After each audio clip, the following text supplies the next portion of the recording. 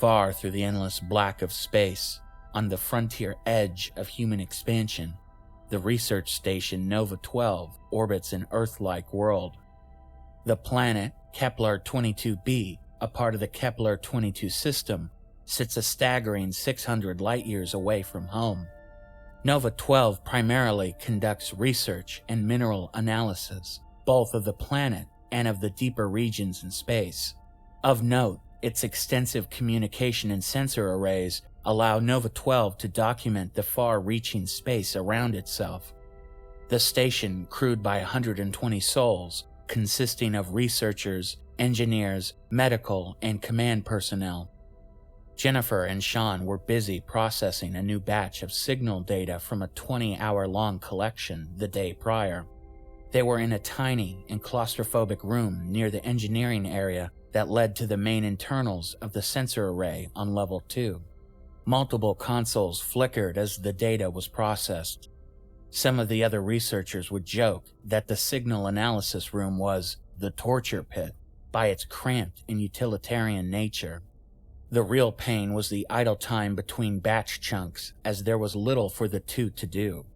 The one saving grace for Jennifer was the observation window that looked off both at the planet and the distant glimmering stars.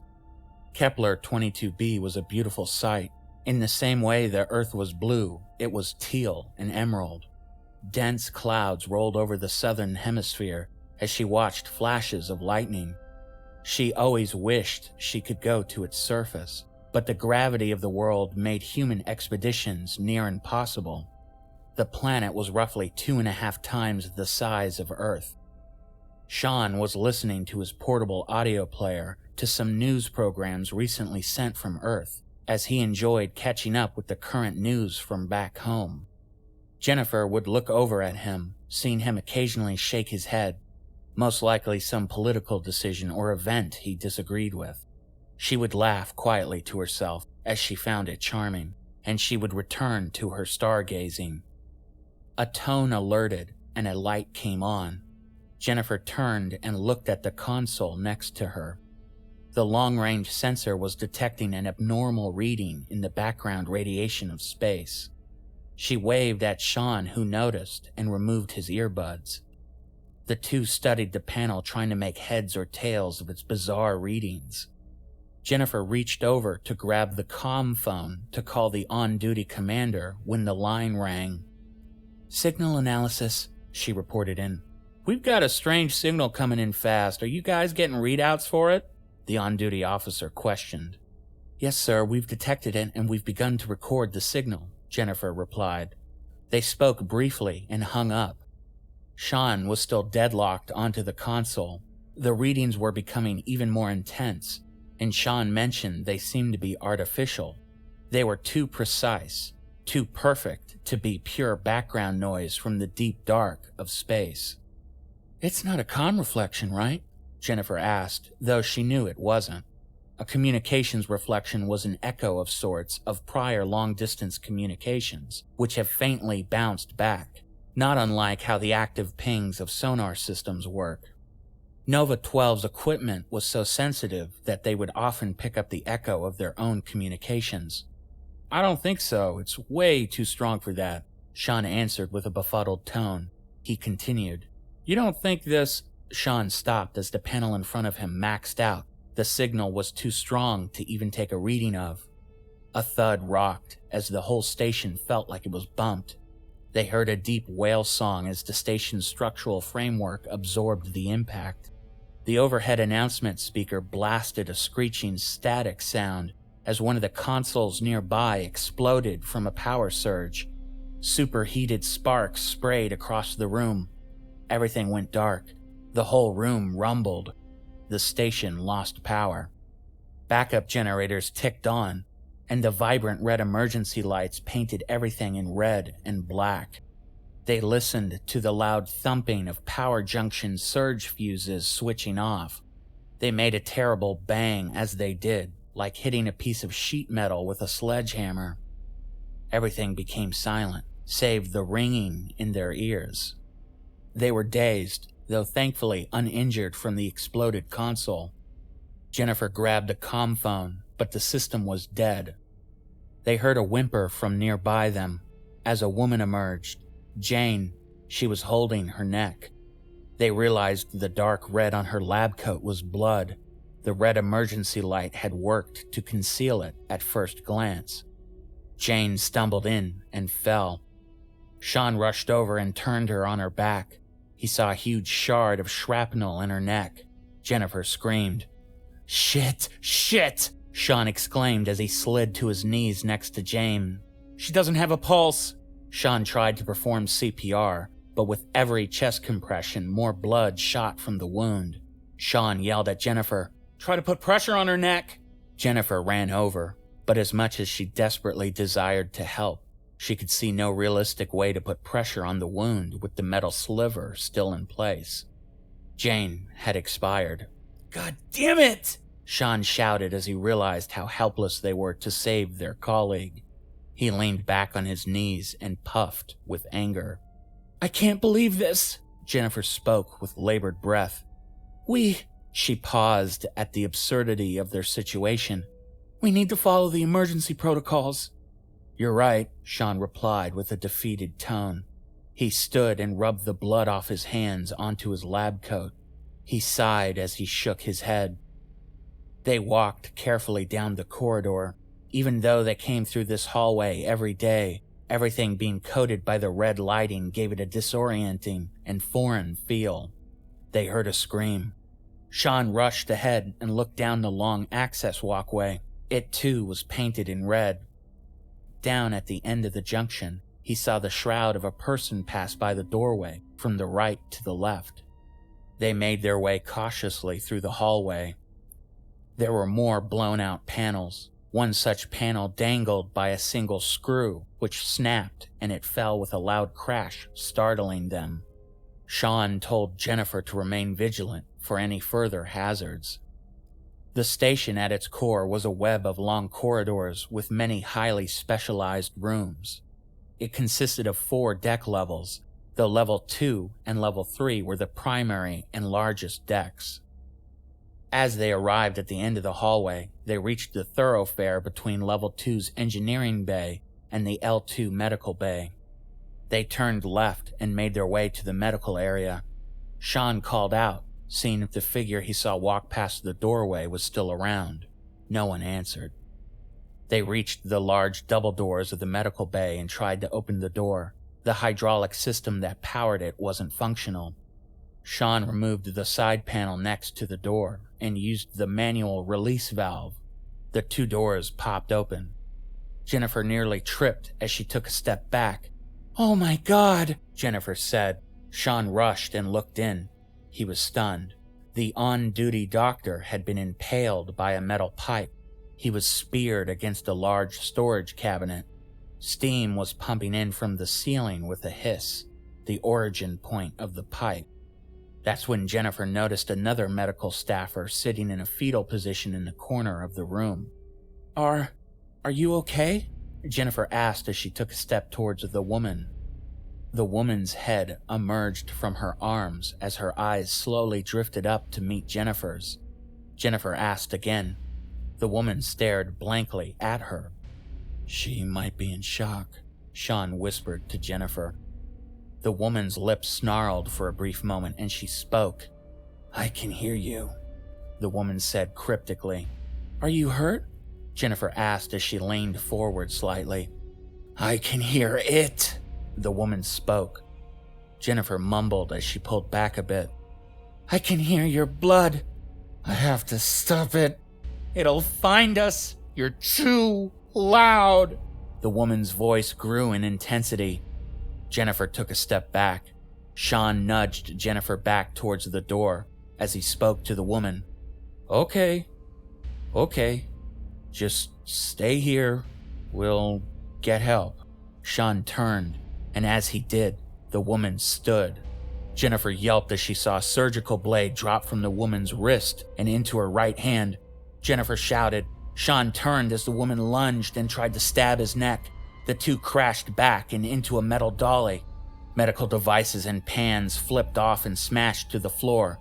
The woman roared as she struggled against Sean.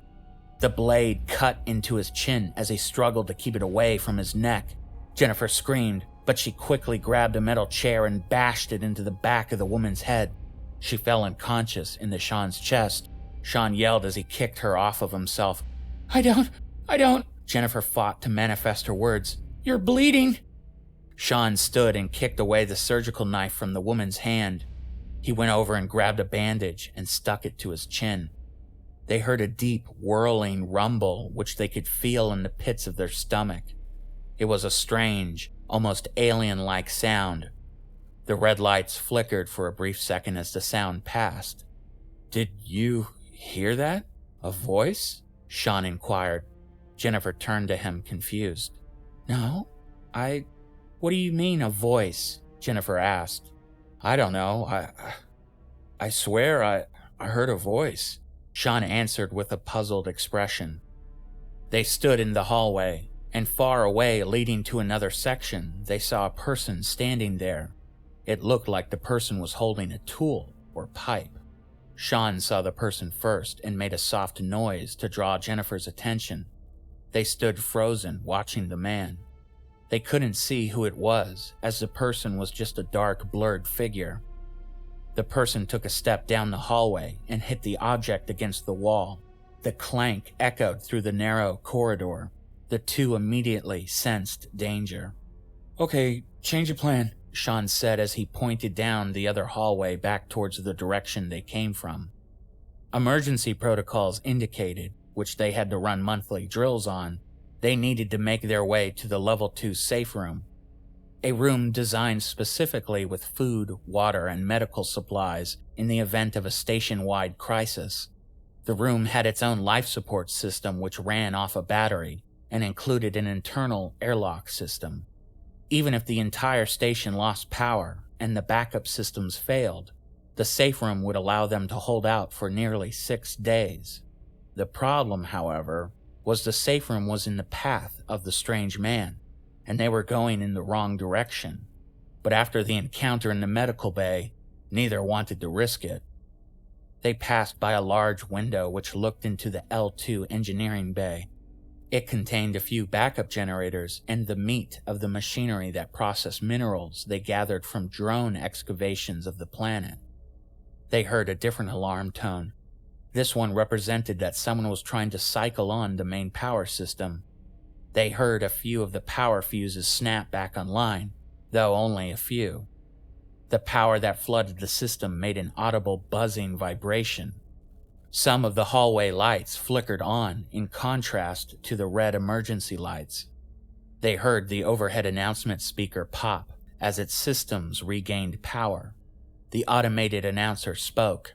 Warning. Critical operations systems offline. Warning. Level 1 life support failure. All personnel from Level 1 seek emergency shelter in safe room. Warning. Primary power failure. Backup generators reporting 90% operational.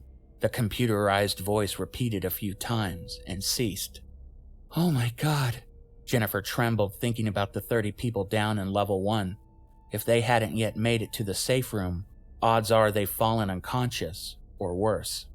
As the air ran out of oxygen, people would be dazed and confused. Eventually they would pass out. After that, they die as their brain functions ceased. This can occur in as little as 40 seconds to a minute, and death a minute after that. But they had no idea as to how bad the life support failure on Level 1 was, nor if their colleagues made it to safety. They continued down past the L2 engineering bay and arrived at a branching corridor junction. They decided to head towards the L2 research lab. The normal lighting, though it continued to flicker and dim occasionally, at least allowed them to see better as they navigated past other debris and damage. Another deep rumble roared through the corridor. The announcement speaker blared a strange static. Sean stopped. Jennifer noticed and turned and saw Sean wearing a befuddled expression. Sean? Jennifer nervously spoke. Sean just stood there. He turned and looked through a window which looked out into space. Sean? Jennifer asked again, with brewing fear. Sean's left ear ran with a small drip of blood.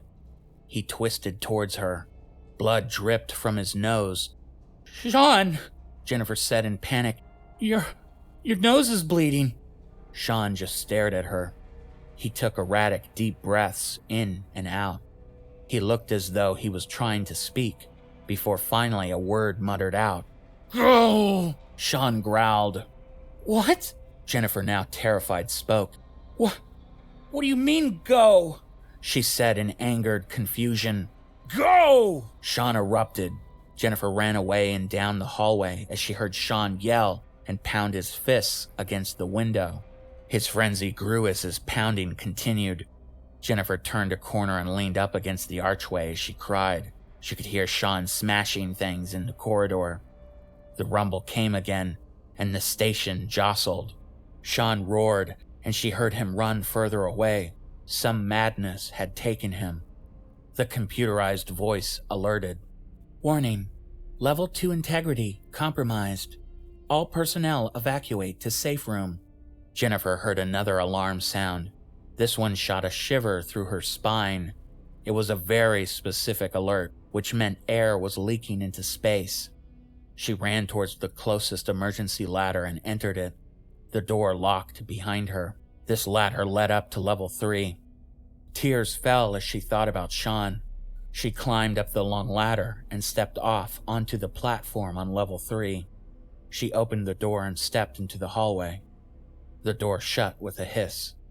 Level 3 was the command bridge, living quarters, and research and development deck, and it was the nicest part of the entire station. Instead of corridors of pipes, tubes, and conduits, it had flat, polished surfaces with stylized functionality.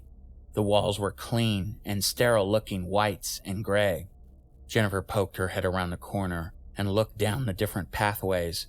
She could go straight, right, or left as the corridor branched like an upside-down T. Everything looked calm. She decided to go left towards the command bridge. She passed by a supply closet and saw a bloodied handprint on the wall. She reached another junction, and she looked down the other corridor and saw 2 people standing in full lab gear. They stood slightly hunched over. They, in sync, twisted upright and turned and faced her. She could hear their respirators as the 2 people took in wild, deep breaths. Another person in full kit appeared from an open door behind them, and they froze and watched Jennifer too. Jennifer felt like a deer in headlights. She took a step, and the 3 people sprinted at her. She screamed and rushed down towards the command bridge. They yelled with slurred sounds in animalistic frenzy. Jennifer just kept running, when suddenly a crewman stepped out in front of her. He wore an olive drab utility suit and gas mask. He barked at her to get back as the 3 charging people neared. The crewman held a large wrench. The 3 crazed people leapt at him. He dodged to the side and swung at the first one's head. The wrench crashed down into the enraged man's helmet with a loud crunch of the plastic visor shattering, and then the meaty sound of flesh and bone. One of the assaulters grabbed Jennifer and slammed her to the ground. He pounded at her chest with his fists. The crewman grabbed them and ripped them off of Jennifer, and then struck them with a long side swing of the wrench. Their respirator helmet flew off, revealing the mutilated face of the man who wore it. He looked as though he had chewed his own lips off as he snarled. The crewman struck him again and he went limp. The 3rd attacker pounced at the crewman from behind, and the wrench flung out of his hands as they collapsed to the floor. Jennifer flew into action and jumped onto the attacking man's back, rolling him off. The crewman flipped over and stood as he stomped into the man's head. The helmet cracked and crunched. Blood splattered out from the shards of plastic now being driven into the frenzied man's head. The wild attacker's arms and legs flailed as the crewman kept stomping. Finally, he went still. The crewman stood next to Jennifer trying to catch his breath as he removed his gas mask. It was Leonard, the shift commander. He turned and looked at Jennifer. "Are you hurt?" he asked between inhales and exhales of air. "Leonard, thank you. What the hell is going on?" Jennifer spoke as she tried to calm herself. There's something, Leonard coughed. There's something in the signal. It's driving people crazy. They heard voices howling through the stretches of hallways. Fuck! Come on, we gotta get somewhere safer, Leonard commanded. Leonard led Jennifer to a supply room he had been using as a makeshift shelter. They went inside and Leonard moved a big shelf in front of the door as it closed. The computerized voice spoke again. Warning. Level 2 environmental failure. Oxygen depleted. Jennifer fell to her knees and moaned. No! Sean. She looked down at her hands and the whole world around her seemed to slow to a standstill. Listen, Leonard spoke. Jennifer ignored him at first.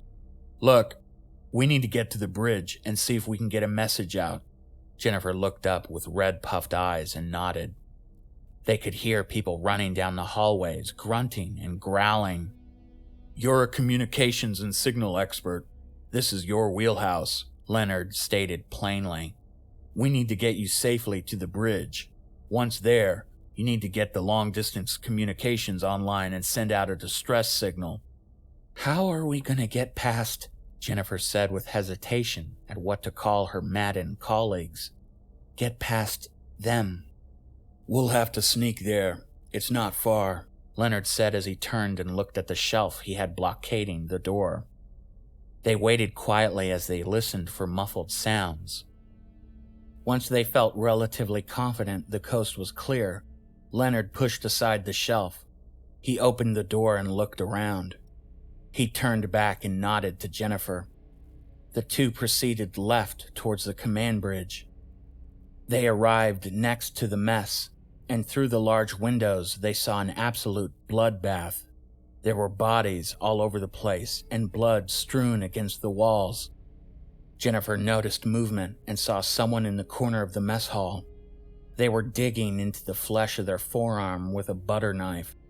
Leonard gestured for them to crouch, and they gracefully continued past.